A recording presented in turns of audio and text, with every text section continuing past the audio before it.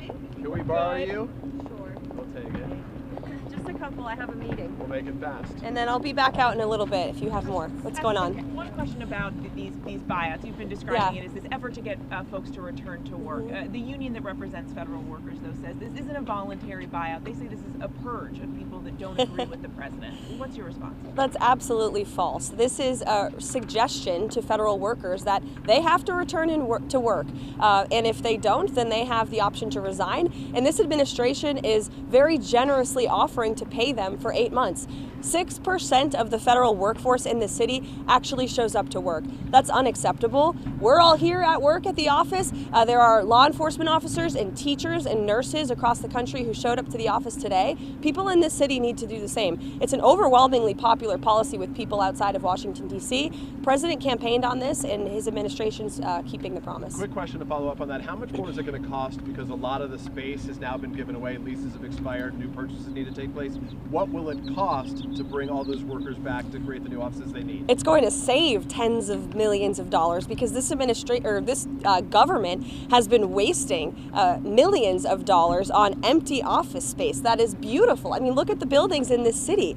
They're gorgeous. They've been here for decades, and the American people are paying for them. And so we're going to make good use of the office space in this city by having these federal workers return to work. I would also add that the order simply directs federal agencies to come up with a return to work plan. And so this isn't a purge, and this isn't forcing every single individual in Washington, D.C. to return to work, only if they are able and, of course, within the law. One more quick one, if I can, about the defense secretary right now. We heard that Pete Hegseth has now taken away the security protections that General Mark Milley has.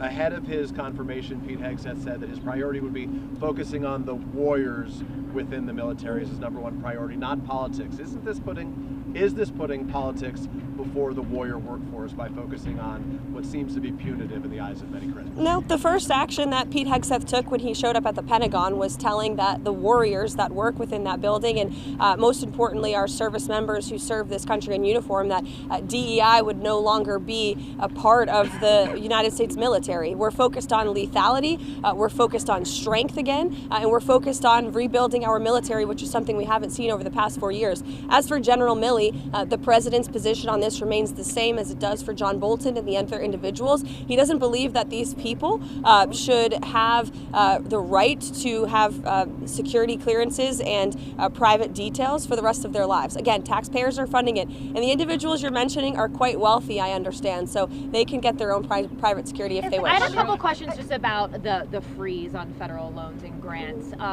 What will the report and review process look like when it goes to OMB for review? And also, now that a federal judge is temporarily blocked in, what are the plans moving forward on that? Because it seems like that Q&A memo that was released yesterday as well was trying to kind of explain a lot of the widespread confusion that a lot of these different organizations who rely on that funding had.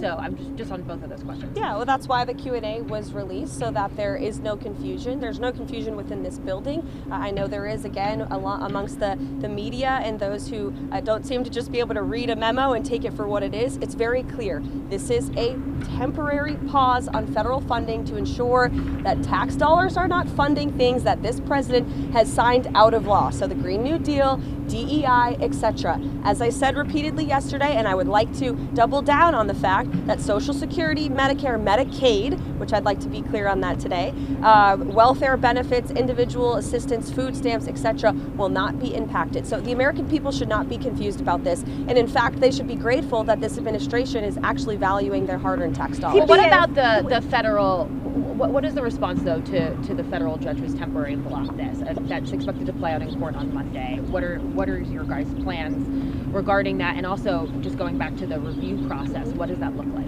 Everything this administration does is within the confines of the law, and so we're prepared to fight this battle in court. Karoline, thank you, Karoline.